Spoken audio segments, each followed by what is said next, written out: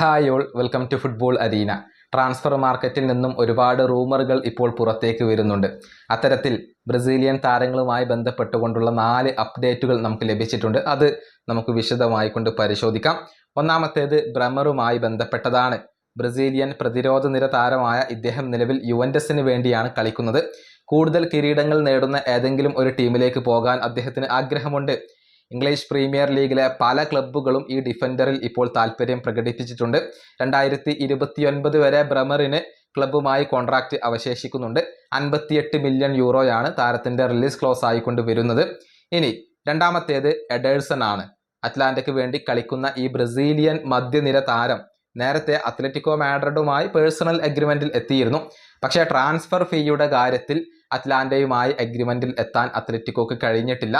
അതുകൊണ്ട് തന്നെ മറ്റു പല ക്ലബ്ബുകളും ഇദ്ദേഹത്തെ സ്വന്തമാക്കാൻ വേണ്ടി രംഗത്ത് വന്നിട്ടുണ്ട്. മാഞ്ചസ്റ്റർ യുണൈറ്റഡ് ആദ്യം രംഗത്ത് വന്നിരുന്നു. ഇപ്പോഴിതാ ആഴ്സണൽ കൂടി എഡേഴ്സന് വേണ്ടി രംഗത്ത് വന്നു കഴിഞ്ഞു എന്നാണ് അറിയാൻ സാധിക്കുന്നത്. മൂന്നാമത്തെ താരം അത് ബ്രസീലിയൻ ഗോൾ കീപ്പറായ ആലിസൺ ആണ്. വരുന്ന സമ്മറിൽ ടീമിനകത്ത് കാര്യമായ മാറ്റങ്ങൾ വരുത്താൻ ലിവർപൂൾ ഉദ്ദേശിക്കുന്നുണ്ട്. അതിന്റെ ഭാഗമായിക്കൊണ്ട് ഈ ബ്രസീലിയൻ ഗോൾ കീപ്പറെ ലിവർപൂൾ കൈവിട്ടേക്കും. നിലവിൽ യുവൻറ്റസ് താരത്തിന് വേണ്ടി ശ്രമിക്കുന്നുണ്ട്. ആലിസൺ ഈ ഇറ്റാലിയൻ ക്ലബിലേക്ക് പോവാൻ തന്നെയാണ് ഇപ്പോൾ ഏറ്റവും കൂടുതൽ സാധ്യതകൾ കാണുന്നത്.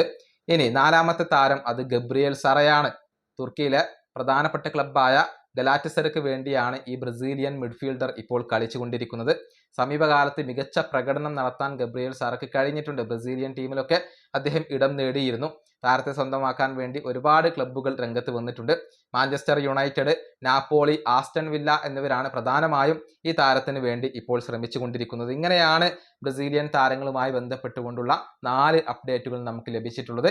ഈ വീഡിയോയുടെ അവസാനിപ്പിക്കുന്നു. അടുത്തൊരു വീണ്ടും കാണാം.